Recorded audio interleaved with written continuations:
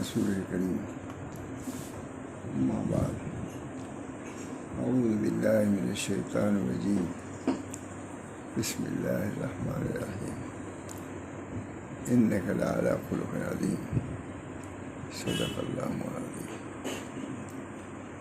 یہ ہمارے حضرت شاہ محمد رحمت صاحب قدس روح کی کتاب ہے اخلاق سلف۔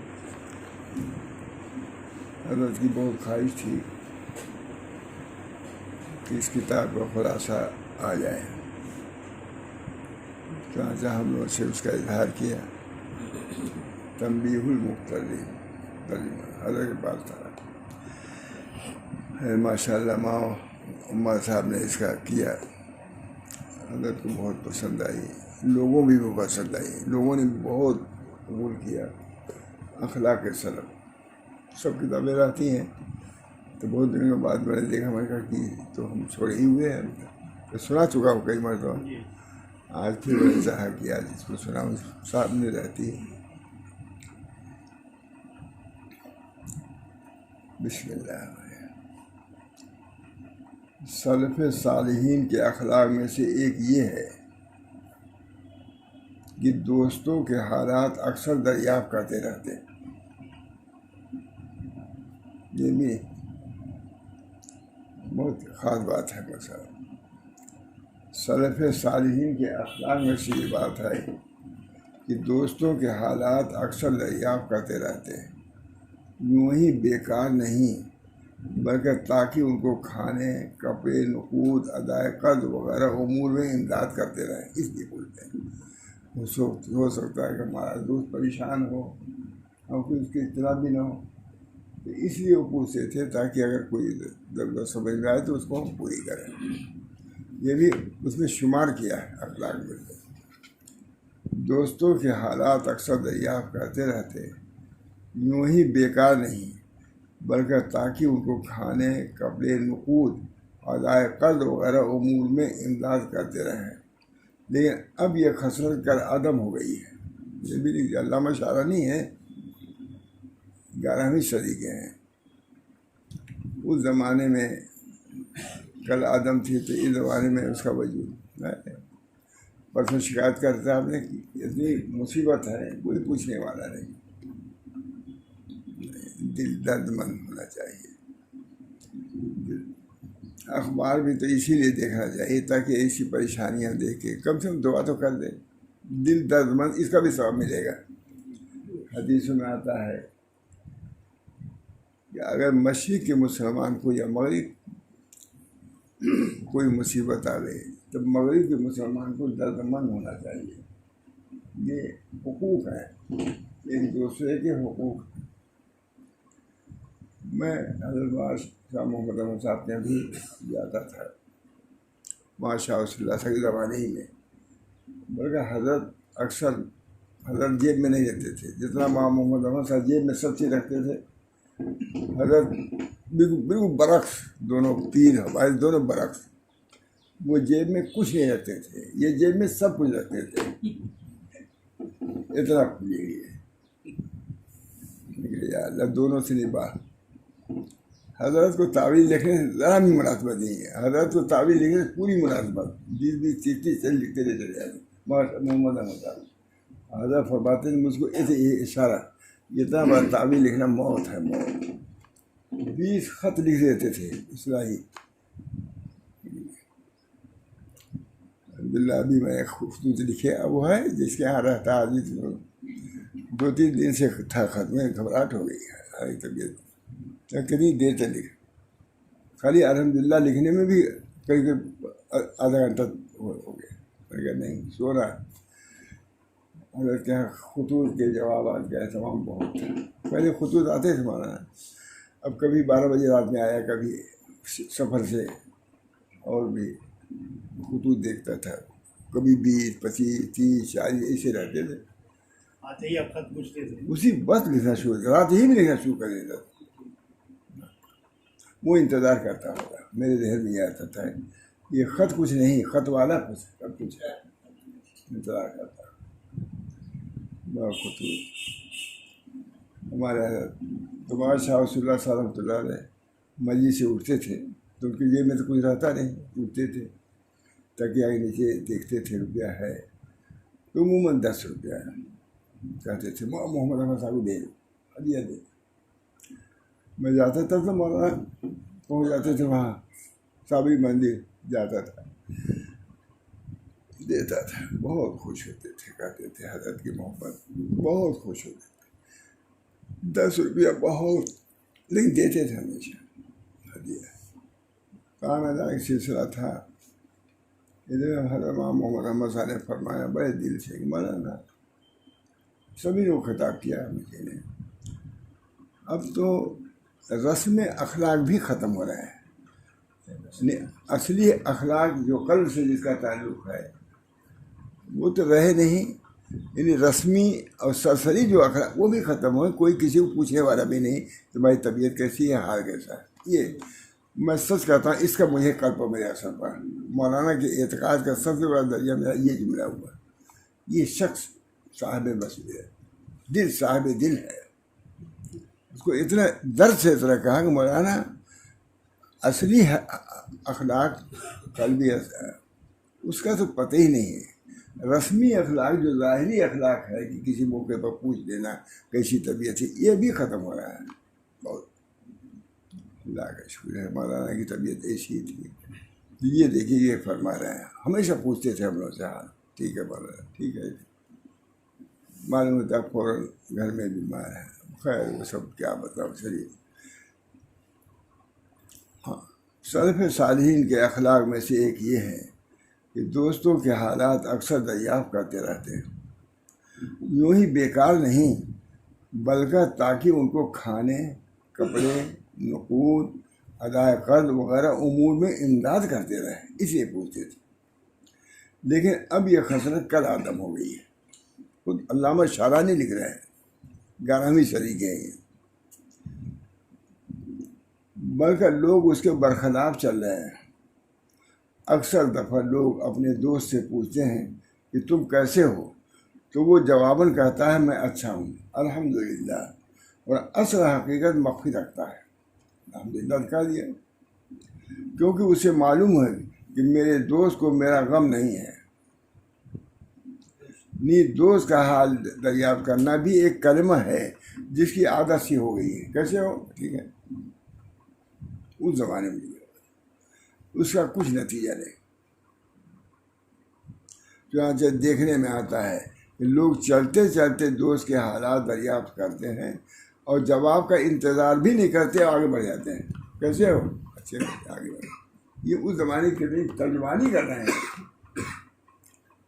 یعنی نہ سائل جواب کے لیے ٹھہرتا ہے اور نہ مسئول عنہ جواب دینے کی تکلیف برداشت کرتا ہے۔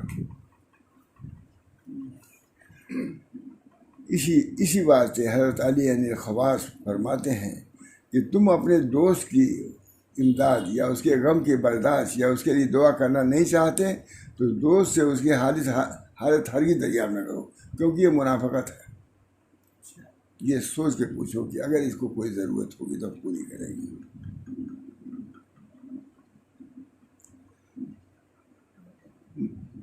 مالک بن دینار رحمہ اللہ سے پوچھا گیا کہ آپ کی طبیعت کیسی ہے، تو آپ نے فرمایا مجھے معلوم نہیں کہ جنت میں جاؤں گا یا دوزخ میں، یہ طبیعت، یہ ہمارے حضرات۔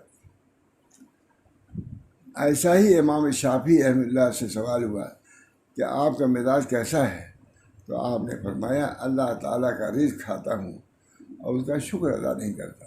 امام شافعی بھائی ان کا کتاب ہے، سنانے لائق ہے۔ میں نے کہا میں تو بھول ہی گیا تھا اس کتاب کو، ایک ہفتہ پہلے نکالا ہے اس کو، اسی میں رکھتی ہے کتاب، بہت اچھی کتاب ہے۔ اور دیکھیے پہلے مالک بن دینار اور اس کے بعد امام شافعی کا، فرماتے تھے ہمارے حضرت کے ہمارے تمام ائمہ صاحب نسبت ہوئے ہیں، بغیر صاحب نسبت ہونے کے اتنا بڑا کام ان سے نہ لیا جاتا، فرماتے تھے۔ ائمہ کے بارے میں کہتے ہیں سب صاحب نسبت تھے۔ امام شافعی کے معمولی واقعات پڑھیے، ان کے ملفوظات تو اشعث کیجیے۔ حضرت امام محمد امام شافعی کا عجیب و غریب بات ہے. ایسے ہی امام شافعی رحمۃ اللہ سے سوال ہوا کہ آپ کا مزاج کیسا ہے؟ آپ نے فرمایا اللہ کا رزق کھاتا ہوں اور اس کا شکر ادا نہیں کرتا. امام شافعی. ابو درداء رضی اللہ عنہ سے بھی یہی سوال ہوا. حضرت ابو درداء رضی اللہ تعالیٰ عنہ سے بھی یہی سوال ہوا تو آپ نے فرمایا اگر میں آگ سے بچ جاؤں تو اچھا ہوں. یہ حالات ہمارے بزرگ آگ سے جہنم کیا ہے.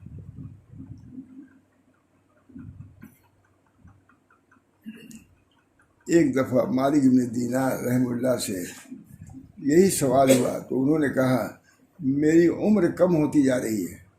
بس یہی تصوف، آخرت کا خیال، یہی سب سے بڑی نعمت. دنیا میں غفلت کے دور میں آخرت کا خیال ہونا ہی بہت بڑی بات ہے. ہمارے حضرت خواجہ عزیز الحسن صاحب ڈپٹی تھے مدارس کی. تو وہ گئے، ماسٹر ڈاکٹر صاحب پر کچھ لکھ کے سمجھا رہا تھا. خواجہ صاحب پیچھے کھڑے ہو گئے. اچانک اس نے دیکھا کہ ہمارا آفیسر میں بے ہوش ہو گر گیا. یہ بات حضرت خواجہ صاحب نے ماں تھانوی سے کہا کہ حضرت مجھے یہ خیال ہوا کہ مجھ کو دیکھ کر کے وہ بے ہوش ہو گیا، اتنا اثر ہوا، وہاں کیا ہوگا ہم لوگوں کا. تو فرمایا اچھا یہ خیال ہونے لگا. بس یہی ہے. یہ حضرت نے تھانوی نے اس پر داد دیا ہے. ایسے خیالات کا پیدا ہونا کہ دنیا کے حالات سے آخرت کو یاد کر لینا بہت بڑی بات ہے. یہ مولوی صاحب یہی تصوف، یہی سلوک. بزرگ اخلاق سلف ہے نا. اسی بنا پر اقوال سلف جو لکھنا ہے تو اسی کی وجہ دائی ہے. حضرت نے اب کیا کہیں، سب حضرت کتابیں کے دیتے تھے پیسے، ہمارے پاس تو تھا بھی. اس میں بھی بات ہے. 12 ایک دفعہ مالک بن دینار، بڑے شخص ہیں، ایک دفعہ مالک بن دینار رحمہ اللہ سے یہی سوال ہوا تو انہوں نے کہا میری عمر کم ہوتی جا رہی ہے اور گناہ زیادہ ہوتے جا رہے ہیں. حامد رفاع پروفیسر پوچھا گیا تو آپ نے فرمایا خیر و عافیت ہے. تو حاتم اصم نے کہا کہ اے حامد، خیر و عافیت اس وقت ہوگی جب پرسرات سے عبور ہو جائے گا اور جنت میں داخل ہو جائے گی، تب خیر و عافیت. اس وجہ سے بہت واقعہ بیان کرتے تھے حضرت ماں محمد علی مغیری کا. حضرت شاہ رسول اللہ صاحب بہت، ان سے کوئی پوچھتا کہ حضرت مزاج کیسا ہے، فرماتے تھے کیا مزاج پوچھتے ہو، جب تک یہ خبر نہ معلوم ہو جائے کہ میں جنت میں داخل کر دیا گیا اس وقت تک.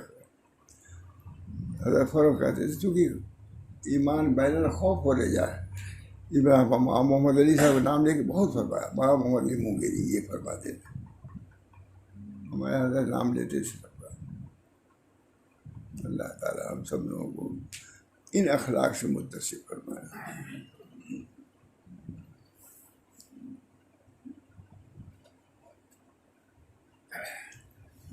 آپ نے فرمایا خیر و عافیت ہے. تو حاتم اصم رحمہ اللہ نے فرمایا اے حامد، خیر و عافیت اس وقت ہوگی جب پرسرات سے عبور ہوگا اور جنت میں داخل ہو جائیں گے.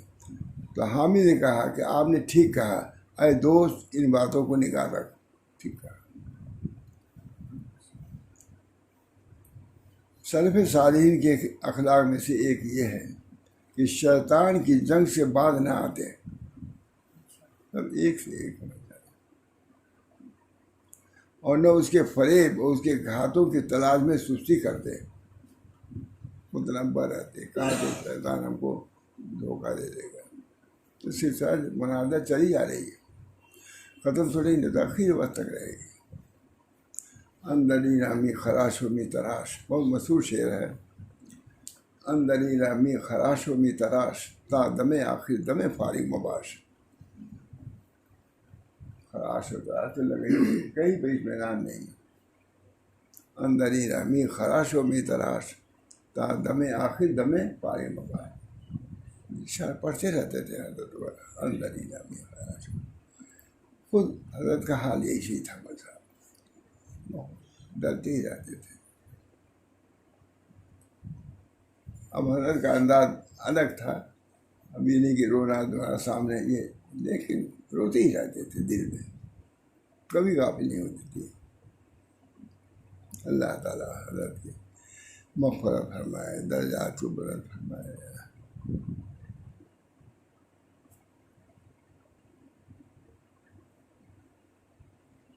کوئی مضمون بیان کر رہے تھے، ابھی سوچنے میں نہیں آ رہا، بڑی زبردست محال سے ہمارے جامع صاحب بہت متاثر ہو گئے۔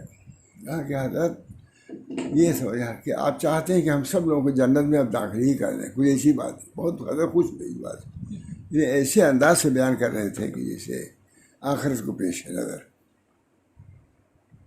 حالانکہ کسی کی ہمت نہیں تھی کہ کسی کہتا، لیکن انہوں نے حال میں کہہ دیا کہ حضرت آپ کا تو حال ایسا معلوم ہوتا ہے کہ ہم سب لوگوں کو لے کے اب جنت میں۔ بہرحال شیطان کی جنگ سے آواز نہ آتے۔ سلف صالحین کے اخلاق میں سے ایک یہ ہے کہ شیطان کی جنگ سے باز نہ آئے اور نہ اس کے فریب، اس کے گھاتوں کی تلاش میں سستی کرے۔ کیا سیلاب دار سستی کرے آ جائیں گے؟ نہیں۔ جب ہم لوگ معلوم ہوا کہ پرتاپ گڑھ میں جس کے مکان میں رہتے تھے تو اس کمرے میں پانی آ جاتا تھا، حضرت کو نکلنا پڑتا تھا، بعد میں محاورہ صاحب سے نکل تو مولانا کا پھر دیکھا کہ کچھ بن رہا ہے، کہا یہ پہلے کرنا چاہیے، برسات سے پہلے کرنا چاہیے، اسے تیاری وہاں کی پہلے سے کرنا چاہیے۔ اب کرنے کا سلام آ گیا، اندر پانی آ گیا۔ بہت یاد رات تیاری آخرت میں نے بتلایا تھا نا، میں دلی گیا، مولانا تھے وہ یاد آیا تھی جگہ، سمجھ میں کہا تھا، لیکن میں کہا حضرت میں جا رہا ہوں۔ اچھا کہاں جا رہا؟ نہیں، میں نے کہا میں الہ آباد جا رہا ہوں۔ ٹھیک ہے جائیے، لیکن وہاں کے جانے کو بھی یاد رکھیے۔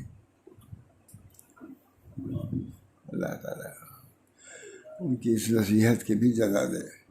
کیا یاد ہے؟ تمیز میں کہہ رہا ہوں، بیان کیا ہے، کئی مرتبہ بیان کیا۔ مولانا کا جب میں دفعہ بمبئی میں گیا، مولانا حنیف صاحب پڑھے ہوئے تھے، کوئی پوچھے والا بھی نہیں، آدمی بہت کم تھے۔ مولانا حنیف صاحب ہمارے خاص استاد بھی تھے، صاحب حال بھی تھے۔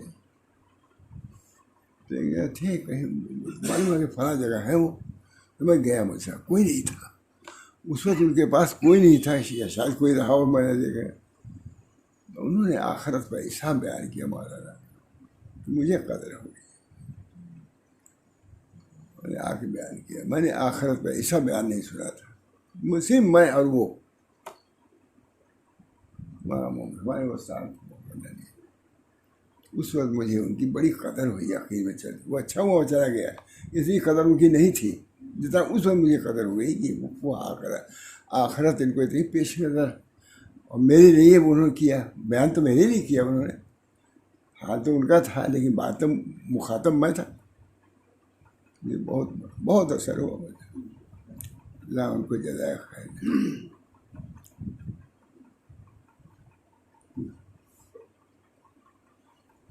اللہ تعالیٰ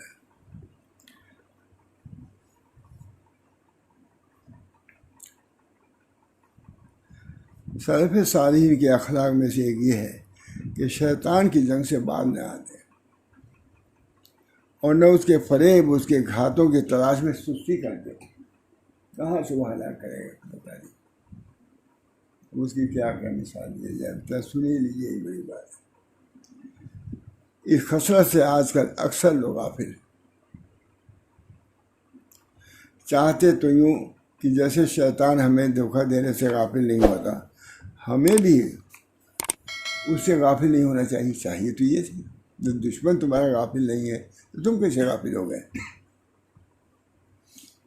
وہ تو ہر وقت ہاتھ میں لگا ہوا، اچھی کتاب ہے ہی نہیں سنانے لائق۔ کبھی کبھی آتا ہے، تبھی تو عبداللہ نے چھپوایا اس کو، یہ نہیں کہ لوگ غافل ہیں، کبھی کبھی، لیکن کچھ ہی لوگ ملتا ہے۔ وہ تو ہر وقت گھات میں لگا ہوا ہے، اور اس پر حریص ہے کہ انسان کو اللہ تعالیٰ کے غضب میں ڈال دے، حریص ہے۔ پوری کوشش یہ ہے کہ ان لوگوں کو ایسے ہم مردود ہوئے، اس بنا پہ ان لوگوں کو بھی ہم مردود بنائیں گے۔ یہی تو فضیل بن عیاض فرماتے ہیں کہ جب شیطان انسان سے 3 باتوں میں سے ایک حاصل کر لیتا ہے تو کہتا ہے مجھے مزید کی ضرورت نہیں۔ اول اس کا تکبر کرنا، تکبر بہت بڑی بات ہے، بہت بڑی بیماری۔ رائی کے برابر تکبر ہوگا جنت میں نہیں جائے گا، ہے کہ نہیں؟ اللہ تعالیٰ محفوظ ہے۔ ان للعلم طغیان کما للمال، حدیث مجموع البحار میں۔ علم کے لیے بھی طغیان ہے جیسے مال کے لیے۔ ہمارے حضرت فرماتے ہیں کذالک فی العبادت، عبادت میں بھی طغیان، یہ حضرت کی بات ہے، بات وہی ہے۔ علم کے لیے بھی طغیان ہے، یہ صرف عمل کے لیے طغیان نہیں، یا صرف مال کے لیے طغیان نہیں، بلکہ علم دین حاصل کرتا ہے اس میں طغیان آ جاتا ہے، سرکشی۔ ان للعلم مجموع البحار میں ہے، علم کے لیے طغیان ہے۔ ہمیں صرف سمجھتے ہیں مال کے لیے طغیان ہے، فرمایا علم، اور حضرت نے اس پر آگے بڑھا دیا ہے وَكَذَلِكَ فِي الْعِبَادَةِ، عبادت میں بھی طغیان ہے، عبادت کر کے بھی طغیان پیدا ہوتا ہے۔ عبادت تو کیا ہو جاتا ہے؟ عبادت پرست ہو جاتا ہے بجائے خدا پرست ہونے کے۔ خدا پر عبادت تو خدا پرستی کے لیے ہے، تو عبادت ہی مقصود۔ بہرحال یہ بہت اچھا عمل صاحب، 3 باتوں میں سے ایک حاصل کر لے تو کہتا ہے مجھے مزید کی ضرورت نہیں۔ اول اس کا تکبر کرنا، دوم اپنے اعمال کو زیادہ سمجھنا، جو کرو اللہ کی عبادت کتنا کرو گے۔ حدیثوں میں آیا عمل صاحب، اگر کوئی شخص پیدا ہونے کے بعد ہی سجدے میں چلا گیا اور آخر تک سجدے میں رہا تب بھی اللہ کا حق ادا نہیں کر سکتا۔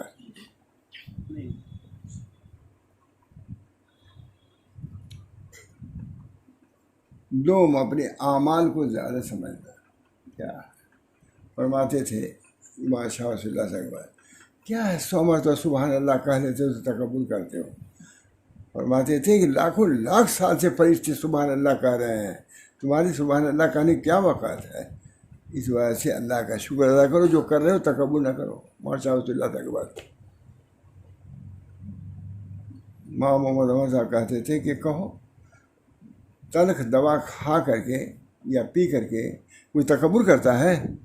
اب کسی پہ احسان رکھتا ہے کہ میں نے تلخ دوا کھایا، ابھی اپنے لیے کیا، جب تو عبادت کرتی۔ امام محمد عمر صاحب کی بات ہے، یہ بھی بڑی معرفت کی بات ہے کہ تلخ دوا کڑوی، تلخ نہیں کہتے، کڑوی دوا پی کر کے کوئی تکبر کرتا ہے کہ ہم نے پی لیا، ابھی پی لیا، اپنے لیے پی لیا، اپنے مرض کی صفائی کے لیے پیا، ہمارے اوپر کیا احسان رکھتے ہو؟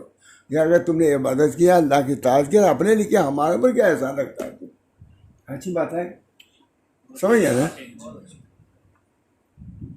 بہت اچھی بات۔ ایک ایک بات بزرگوں کی بس اصلاح کے لیے کافی ہے مولانا۔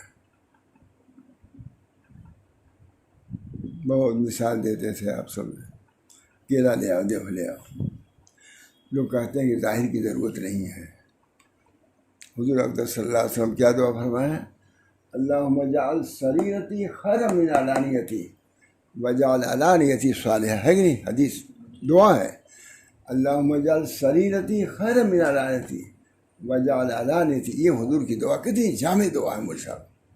اللہم اجعل سریرتی خیرا من علانیتی وجعل علانیتی صالحہ، یعنی کہ ہمارا باطن اچھا ہوا تو ظاہر کی ضرورت نہیں، وجعلنی، ظاہر بھی ہمارا صالح بنائیے، اور اس صالح جو ظاہر اس سے اچھا باطن کر دیجیے۔ یہ ہے تو اس کی مثال دیتے تھے کہ بہت سے لوگ بددین لوگ کہتے ہیں کہ دل درست ہو گیا، اب کیا ہے ضرورت ظاہر کی؟ نہیں کہا کیلا لے آؤں، کیلا کی چھلکا اتار دو، تھوڑی دیر بعد وہ گودے پر مکھی آ جائے گی۔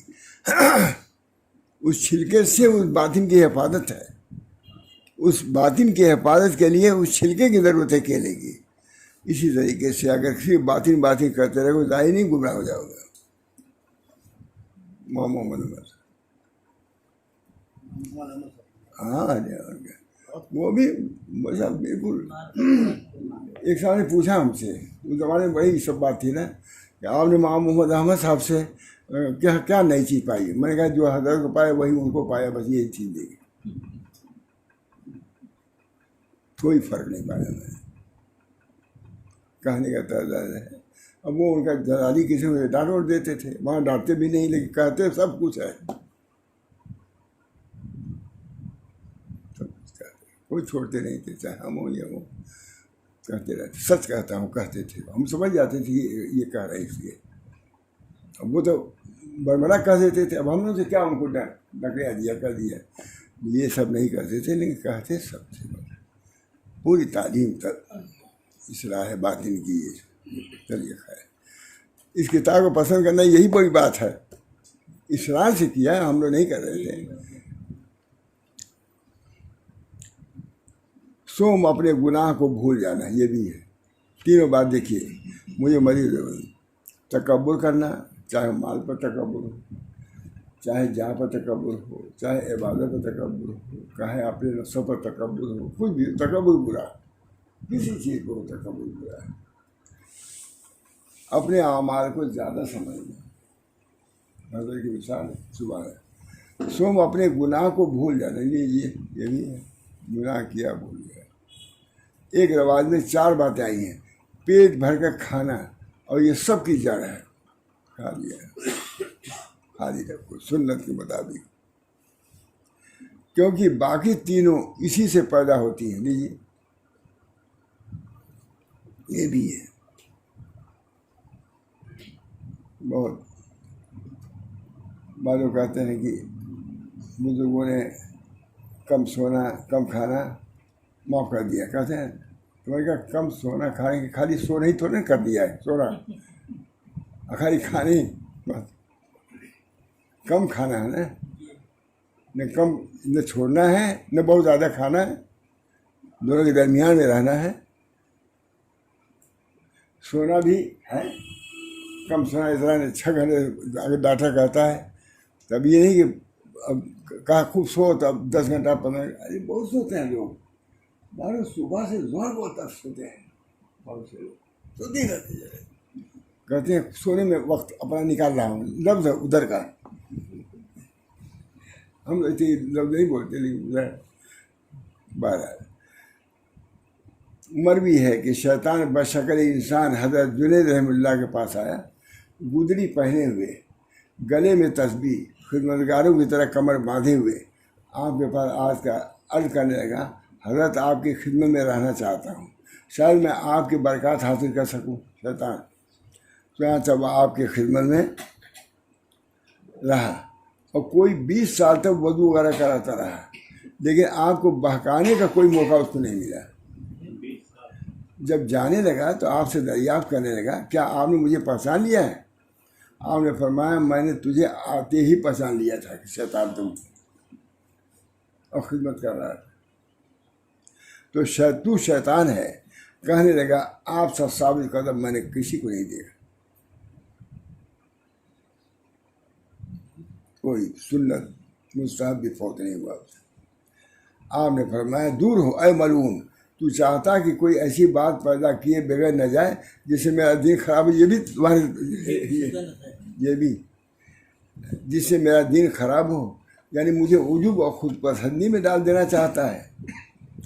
فضیل ابن عیاض فرماتے ہیں کہ اگر آدمی 40 سال کی عمر تک پہنچ کر بھی گناہ نہ چھوڑے اور اپنی سرکشی سے تائب نہ ہو تو شیطان اس کے چہرے پر ہاتھ پھیرتا ہے اور کہتا ہے کہ نجات نہ پانے والے چہرے پر میں پھیرا ہوں، نجات نہیں۔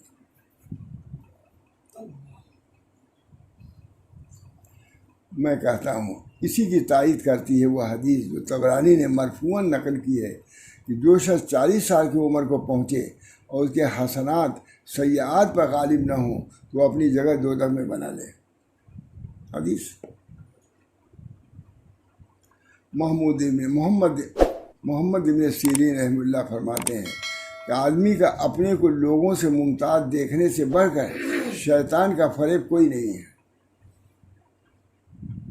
کیونکہ جب وہ اس حالت میں مرتا ہے تو وہ اللہ تعالیٰ کی ناراضگی میں مرا، کوئی عمل بھی اسے مفید نہیں ہوگا۔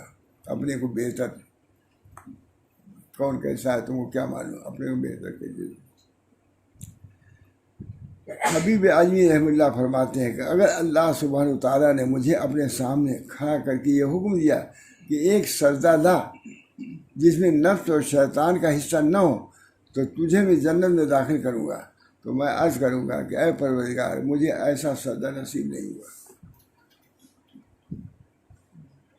ہمارے حضرت بہت فرماتے تھے کہ اگر شیطان ایک سجدہ بھی اللہ کے لیے کرتا تو نجات پا جاتا، کبھی گمراہ نہ ہوتا۔ ایک سجدہ بھی اسے اللہ کے لیے نہیں کیا ہے، اب اس کو لوگ عابد کہتے ہیں۔ عابد کیسے ہوا؟ اس کا مرد کرتا رہتا ہوں، شیطان بہو عابد عابد کہتا ہے۔ جب اللہ کے لیے ایک سجدہ بھی نہیں کیا تو عابد کیسے ہوا؟ تین دن رہنے کے بعد اللہ کی معرفت نہیں تو وہ عارف کیسے ہوا؟ نہ وہ عارف تھا، نہ عابد تھا، نہ عاشق تھا، کچھ نہیں۔ لوگ کہتے ہیں سب کچھ تھا، عاشق نہیں تھا۔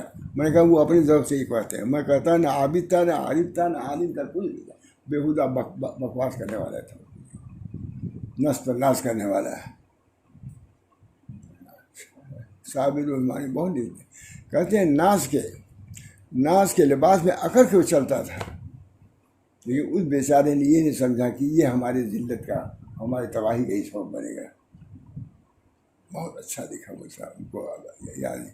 وہاں تھانوی نے بھی، جامع صاحب نے بالکل یہ واقعہ لکھا ہے، لیکن اب وہ چھپنے والا تھا، ہم نے چھپائے کہ بہت لکھا حضرت نے۔ حضرت تھانوی کے اشعار بھی بہت اچھے ہیں، اس کو دیکھنے لائق، پڑھیں گے، ہے لکھا ہوا کہیں ہے۔ پورے جو حضرت نے پڑھایا ہم لوگوں کو سورہ بقرہ، تو انہوں نے پوری تفصیل لکھا ہے ہمارا۔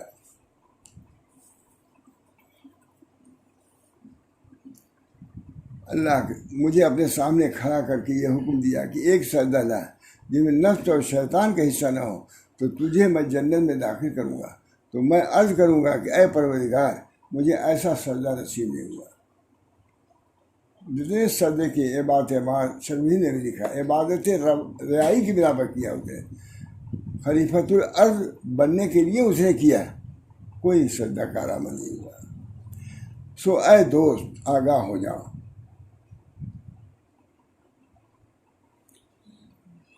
اے پروردگار مجھے ایسا سجدہ نصیب نہیں ہوا۔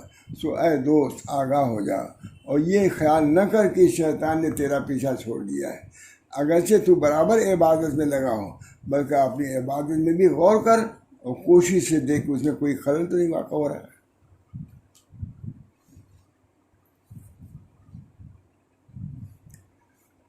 فرماتے ہیں سلف صالحین کے اخلاق میں سے ایک یہ ہے کہ جن امور میں تکبر کی بو تک بھی ان کو نظر آتی تو اسے الگ تھلگ ہو جاتے۔ بہت ہے مطلب اللہ تعالیٰ ہم سب لوگوں کو ان اخلاق کو اختیار کرنے کی توفیق دے۔ باطنی اخلاق کا تعلق دیکھیے سب کا باطن سے ہے، تکبر باطنی چیز ہے۔ ریا بھی نہ ہو، اپنی عبادت پر نظر بھی نہ ہو،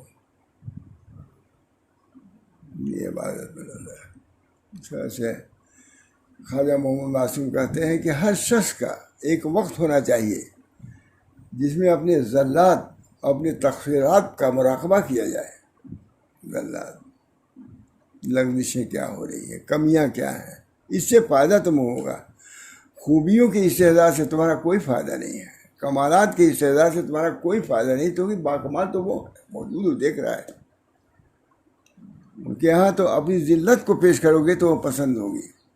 جو چیز جہاں نہیں ہوتی جاتا آدمی، بھائی الہ آباد سے کیا لیا ہے، وہاں سے کیا لیا ہے، اس دنیا سے اگر عجز لے کے جاؤ گے تو اللہ کو پسند ہے۔